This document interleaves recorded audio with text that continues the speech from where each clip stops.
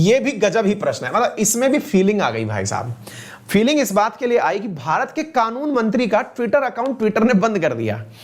1 घंटे के लिए बंद रहा, कानून मंत्री एकदम तिलमिला गए, यार हमारा ही ट्विटर बंद कर दिया है। और तो और भाई साहब, कानून मंत्री की जो घनघोर बेइज्जती की गई हमारे वाले की, वो इसलिए की गई कि कानून जो माना गया वो अमेरिकी कानून को मानते हुए इंडिया के कानून मंत्री का ट्विटर अकाउंट बैन हो गया। यार गजब ही था। तो आइए आज के सेशन में चर्चा करते हैं। Awareness in the field of IT आपको मालूम होनी चाहिए। ट्विटर के द्वारा जो गुस्ताखियां की जा रही हैं, इन गुस्ताखियों का घड़ा भरेगा। यार हमें ना अब कुछ हद तक ये लगने लगा है, पर्सनली पहले तो ये लगता था कि ट्विटर शायद फ्रीडम ऑफ स्पीच करना चाहता हो, लेकिन अब तो ये लगता है कि सुर्खी में आने के लिए सब ये करता है यार, ये है ना। मतलब ये हमको नया राखी सावंत लग रहा है कि एक बार मतलब बस सुर्खियों में आ जाओ, चाहे कैसे भी आ जाओ, फिर दुनिया एकदम भूखे दुनिया मतलब फटाफट डाउनलोड करेगी। और हुआ भी है भाई, इसकी 24,000 करोड़ रुपए की सालाना कमाई है ट्विटर की। यार आपका ट्वीट करवाता है, आपसे पैसे भी कमाता है। आप पूछेंगे कैसे एडवर्टाइज डालता है यार, है। और इसका एकदम मतलब मुझे मालूम समझ में आ गया कि काम बढ़िया मत करो, कंट्रोवर्सी करो। कंट्रोवर्सी से लगेगा कि वाओ कितना अच्छा हो रहा है, और कंट्रोवर्सी में सरकारें बेचारी जो है वो खामखा जो है इनको फुटेज दे देती हैं। हमें लगता है कि इसका विकल्प वाकई में बनाने का, आपको पता है चाइना के पास में खुद का कोई ट्विटर कुछ नहीं चलता है, उसका खुद का अपना सिस्टम है, अपने ही खुद के सोशल मीडिया प्लेटफॉर्म्स हैं, उस पर दुनिया दबा दबा करके, करोड़ों की आबादी है, खुद के यहां पर है, पैसा बाहर जाने ही नहीं देना है ना। और आपको लगेगा सर चाइना में आजादी नहीं है, देखो बात ऐसी है भाई, चाइना में आजादी हो या ना हो, लेकिन आज नंबर 2 पर बैठा है। नंबर 2 पर इतना बैठा हुआ है कि हर किसी के नाक में दम किया हुआ है। आप बुराई करते रहिए, लेकिन आपको भी कुछ ऐसे सख्त कदम उठाने चाहिए जिससे, मतलब पर्सनली मुझे ये फीलिंग आती है कि आप कंट्रोवर्सी में आकर के हिट ना हो, है ना। मेहनत करो और फिर हिट हो यार। ट्विटर कह रहा है कि कंट्रोवर्सी करता है, सबसे पहले डोनाल्ड ट्रंप से ही सीधा टक्कर लिया, डोनाल्ड ट्रंप का अकाउंट सीज कर दिया। तो भाई दुनिया में लगा कि जो अमेरिका के राष्ट्रपति का अकाउंट फ्रीज कर सकता है, सोचो वो कितना बड़ा होगा। तो भाई सबने खटाखट ट्विटर डाउनलोड कर लिया, मिलियंस में डाउनलोड बढ़ गए उसके यार। अब इंडिया में सबसे ज्यादा पॉपुलेशन है और एंटी गवर्नमेंट, एंटी इनकम्बेंसी हर सरकार के खिलाफ आती है। आप सरकार से सीधा पंगा ले रहे हो तो लोगों को लग रहा है ये है अपना असली जो है ना रवीश कुमार, यही है। तो भाई साहब बस उसकी खामखाल में कि भाई आजा भाई तेरे को डाउनलोड कर लेते हैं। तो वो जो डाउनलोड करने का सीन है ना, वो समझ में आता है। तो अब सुनो हमारे मंत्री के साथ क्या हुआ, वो कारनामा सुनो। भाई साहब रविशंकर प्रसाद जी जो हमारे भारत के कानून मंत्री हैं, लॉ मिनिस्टर का साहब अकाउंट जो है वो बंद कर दिया गया 1 घंटे के लिए। अब ये साहब बंद कर दिए गए, हमारे आईटी मिनिस्टर भी हैं ये और लॉ मिनिस्टर भी हैं। यही वो मिनिस्टर हैं जिन्होंने सोशल मीडिया पर इनको कानून के पाठ पढ़ाए थे। आप सोच के देखिए कि इन्होंने आईटी मिनिस्टर, इंफॉर्मेशन टेक्नोलॉजी के मिनिस्टर जो खुद ट्विटर को पाठ पढ़ा रहे थे, इनका अकाउंट बंद कर दिया। ये तिलमिला गए, इनसे फिर रहा नहीं गया। तो ट्विटर भी चिड़िया कूक कूक करती है, तो इन्होंने कू नामक भारतीय ऐप पर जाकर अपनी फ्रस्ट्रेशन निकाली। ये भारत का जो एप्लीकेशन है, स्वदेशी एप्लीकेशन, उसके ऊपर जाकर के इन्होंने फ्रस्ट्रेशन निकाली और लिखा कि friend something highly peculiar happened today, Twitter denied access to my account for almost an hour of alleged group. तो ये हमें लग रहा है कि भैया अच्छी बात है कि ट्विटर की बुराई ट्विटर पर हो रही है, चलिए इतनी तो आजादी बची है। लेकिन इस बीच में इन्होंने कू पर भी खूब सारी जानकारियां शेयर करी और यह कहा कि भाई साहब पहले तो मुझे ब्लॉक कर दिया गया था, फिर मुझे चला दिया गया है। तो भाई साहब इनके साथ में हुआ क्या, अब आपको यह जान लेना चाहिए। असल में यहां पर इनके नीचे लिखा आ रहा था रविशंकर प्रसाद के अकाउंट के नीचे कि your account has been locked, और लिखा आ रहा था कि your account has been locked because Twitter received a complaint digital millennium copyright act notice of content posted to your Twitter account under the DMCA copyright owner can notify Twitter containing that user has infringed their copyright works. Upon receipt of valid DMCA notice, Twitter will remove the identified material. तो अब आप जानना चाहेंगे कि वो कौन सा कानून है जिसके चलते हुए ट्विटर ने रविशंकर जी का ट्वीट डिलीट कर दिया। तो अब भाई साहब बड़ा सवाल बनता है कि सर एक बात बताइए, ट्विटर ने रविशंकर जी का ट्वीट डिलीट किया या फिर अकाउंट ही ब्लॉक कर दिया, ब्लॉक कर दिया, तो इसके पीछे इन्होंने कानून की बात की है। वो कानून, तो पहले कानून बताइए, कानून कौन सा है? आइए मैं आपको बताता हूं। तो साथियों, मिनिस्ट्री ऑफ इंफॉर्मेशन टेक्नोलॉजी के रविशंकर जी का जब अकाउंट डिलीट किया गया तो इसके ऊपर यह लिखा हुआ आया, क्या लिखा हुआ आया कि आप लोगों ने एक कानून का उल्लंघन किया है, और वो कानून कहा गया, ये रहा, डीएमसीए नामक कानून का उल्लंघन किया है। ये रहा डीएमसीए कानून। साथियों, ये डीएमसीए कानून अमेरिका में जब बिल क्लिंटन का शासन हुआ करता था उस समय आया था। आप पूछेंगे इस कानून में क्या था? यार हमें लग रहा है कि शायद हम लोग जो हैं सेशन को शेयर करें तो 10,000 क्रॉस हो जाएंगे, वीकेंड पर अच्छी खुशी मिल सकती है। एक बार दम लगा के सब लोग शेयर कर दो ना, क्या पता हो जाए। कोशिश करने से बहुत कुछ होता है, कर लो यार। ट्विटर अकाउंट बंद कर सकता है, अपन तो पढ़ा सकते हैं ना। सुनो बेटा, तो DMCA, digital millennium copyright act है क्या? अब मैं आपको वो बताता हूं। जैसे मैं बहुत बार, आप लोगों ने देखा होगा, बहुत सारे अखबारों का कंटेंट शेयर करता हूं। जैसे मैं दैनिक भास्कर का, इन दिनों दैनिक भास्कर के अंदर काफी अच्छी अच्छी न्यूज आ रही है, हिंदी वाले उसको फोकस कर सकते हैं, लेकिन एक्सप्लेनर वाला जो पोर्शन है ना उसे फोकस करें। द हिंदू का, इंडियन एक्सप्रेस का, दैनिक जागरण का, बहुत सारे अखबारों का कंटेंट मैं आपकी क्लास में शो करता हूं। असल में ये एक प्रकार से कॉपीराइट का उल्लंघन है, क्योंकि मैं औरों का कंटेंट आपको पढ़ा रहा हूं, मेहनत उनकी है, पढ़ा मैं रहा हूं, लेकिन वास्तविकता में मैं चूंकि अपना क्रेडिट उनको दे देता हूं, तो इंडिया में एक समझ है, मतलब सोशल मीडिया की और न्यूज मीडियाज की एक समझ है कि अगर आप हमारी न्यूज को प्रमोट कर रहे हैं तो असल में आप हमारी ब्रांडिंग मजबूत कर रहे हैं, है ना।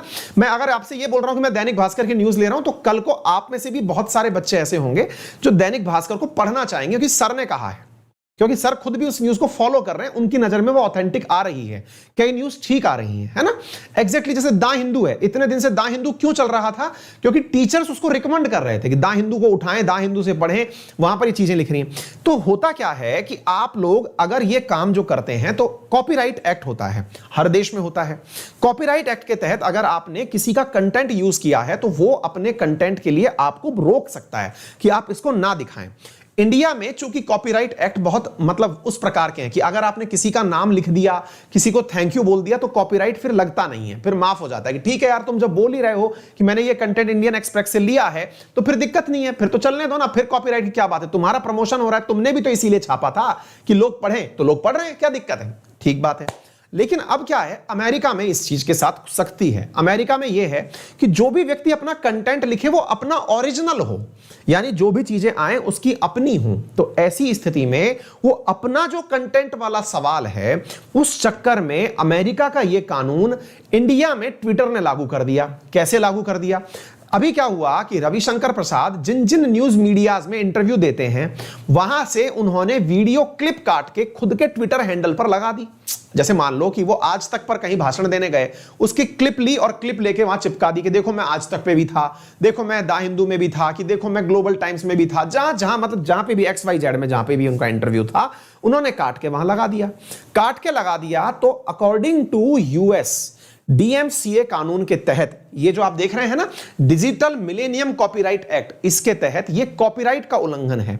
और कॉपीराइट का उल्लंघन है क्योंकि ये आपका ओरिजिनल नहीं है। ओरिजिनल नहीं है, ऐसी स्थिति में आप इसे शेयर नहीं कर सकते। और ऐसा बहुत सारे न्यूज मीडियाज ने आपके खिलाफ कंप्लेंट भी की है कि इन्होंने हमारा कंटेंट यूज में लिया है। ऐसी स्थिति में हम आपका अकाउंट ब्लॉक कर रहे हैं। अब इस बात से आपको यह लगता है फिर तो सर ठीक भी हो सकता है ट्विटर अपनी जगह ठीक हो। नहीं, ट्विटर ठीक नहीं है अपनी जगह। कानून क्यों? क्योंकि असल में कोई सी भी चीज हो, उस आप क्या चाहेंगे? आप क्या वापस यही चाहते हैं कि अपने भारत में भी कानून अमेरिका के चले या कानून ब्रिटेन के चले? क्या हम वापस गुलामी की तरफ जाते हैं या हम अपनी समझ भी विकसित करना चाहते हैं? तो पहला पॉइंट तो यही है कि साहब हम अपने कानूनों के हिसाब से गवर्न होना चाहते हैं, और हमारे कानून के हिसाब से जो गलत नहीं है फिर वो गलत कैसे हो गया?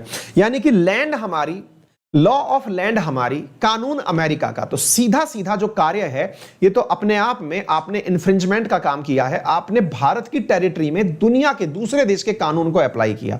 तो आप एक काम करिए, टेक्निकली आप चले ही जाइए यहां से। नंबर एक बात। नंबर दूसरी बात, क्या केवल और केवल रविशंकर प्रसाद ने ऐसा किया? यह बात भी बहुत ज्यादा जरूरी है समझने की। केवल और केवल रविशंकर प्रसाद ने ऐसा किया तब तो मतलब यह बात समझ में आती है कि उनका अकाउंट बंद किया जाए, लेकिन ट्विटर पे तो हर दिन लोग इधर से उधर दूसरे का ही कंटेंट कॉपी करते हैं। कंटेंट में असल में जो आप रिट्वीट करते हो वो रिट्वीट है क्या? किसी और का ही तो ट्वीट रिट्वीट कर रहे हो, कॉपीराइट उस पर भी लगाओ क्योंकि कंटेंट तो किसी और का है। आपके हिसाब से वो कॉपीराइट का उल्लंघन नहीं है, लेकिन वास्तविकता में कॉपीराइट तो कहता यह है कि जो किसी की ओरिजिनल कृति है, आपने उसकी अगर कॉपी कहीं पर पेस्ट कर दी। असल में ट्विटर में रीट्वीट का मतलब क्या है? किसी और का काम आपने रीट्वीट किया, कॉपीराइट का उल्लंघन है। तो कॉपीराइट का उल्लंघन है तो ऐसे तो ट्विटर बंद ही हो जाना चाहिए। और ऐसे आधार को अगर हम आधार माने तो क्या ट्विटर ने इनके साथ में सारे अकाउंट बंद कर दिए थे क्या? आंसर है नहीं।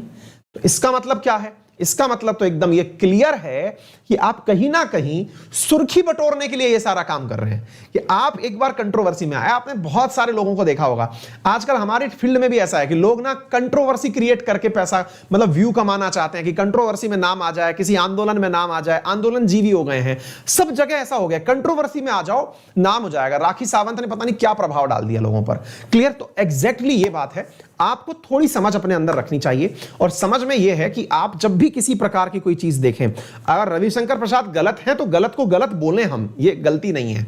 लेकिन अगर ट्विटर भी कुछ ऐसा कर रहा है तो उसका आंख मूंद कर समर्थन ना करें, क्योंकि यह भी कहीं ना कहीं आपको परतंत्रता की तरफ ले जा रहा है, स्वतंत्रता की तरफ नहीं। यह आपको दुनिया के कानून सिखा रहा है और खुद कानून का उल्लंघन कर रहा है ना? पंडित जी खुद तो बैंगन खा रहे हैं लेकिन दूसरों को मना कर रहे हैं, यह बिल्कुल वैसा है। ठीक है, तो उम्मीद है कि आप लोग इस बात को समझ गए हो। तो डिजिटल मिलेनियम कानून में और ऐसी स्थिति में साथियों ये कहां निकल लिए? ये कू एप्लीकेशन पर निकल लिए। और कू एप्लीकेशन पर ये राधा कृष्णन जो हैं, जो सीईओ ऑफ कू हैं, इनके बारे में हमने आपको जानकारी दे दी। रिसेंटली ये चर्चा में क्यों आए थे? क्योंकि साहब आईटी मिनिस्टर ने कुछ गाइडलाइंस निकाली थी सोशल मीडिया के लिए, और सोशल मीडिया की गाइडलाइंस का हवाला देते हुए इन सबको अपने अंदर एक अधिकारी नियुक्त करना था, लेकिन ऐसा नहीं हो पाया। लेकिन इस बात के ऊपर विपक्ष भी सरकार के साथ है, यह कहा जा सकता है, क्योंकि हाल ही में शशि थरूर जी ने, जो कि संसदीय कमेटी के मेंबर हैं, उन्होंने कहा है कि हम इस बात का जवाब मांगेंगे ट्विटर से। तो ये एक अच्छी बात है। मैं ये कहता हूं कि इस पर पॉलिटिक्स ना हो, है ना, बीजेपी कांग्रेस ना हो, ये जेन्युइन बात है और इसको समझने की आवश्यकता है। और ऐसी स्थिति में कांग्रेस के दिग्गज नेता शशि थरूर जी, जो संसदीय समिति के अध्यक्ष हैं, उन्होंने ये कहा है कि हम ट्विटर से इस बात का जवाब मांगेंगे कि उसने ये घटना क्यों करी। उसने घंटे भर बाद वापस सही कर दिया, लेकिन करी भी तो गुस्ताखी थी। ठीक है ना? चलिए, तो उम्मीद है कि आप लोगों को यह बात समझ में आ गई होगी। साथ अनअकैडमी पर जुड़कर पढ़ना चाहते हैं तो वीकेंड सबसे अच्छा समय होता है सब्सक्रिप्शन लेने का, क्योंकि यहां से आप पुरानी क्लासेस को देख के अंदाजा लगा लेते हैं कि कौन सी क्लास आने वाली देखनी है, क्योंकि नेक्स्ट वीक आ रहा है इकोनॉमिक्स, है ना? तो एसएससी ग्रेड के अंदर तो इकोनॉमिक्स आ रहा है। कोर्स लेने के लिए आप अनअकैडमी लर्निंग ऐप को मोबाइल में इंस्टॉल करें गूगल प्ले स्टोर से, और इंस्टॉल करने के बाद में फोन नंबर से अपने आप को रजिस्टर करें।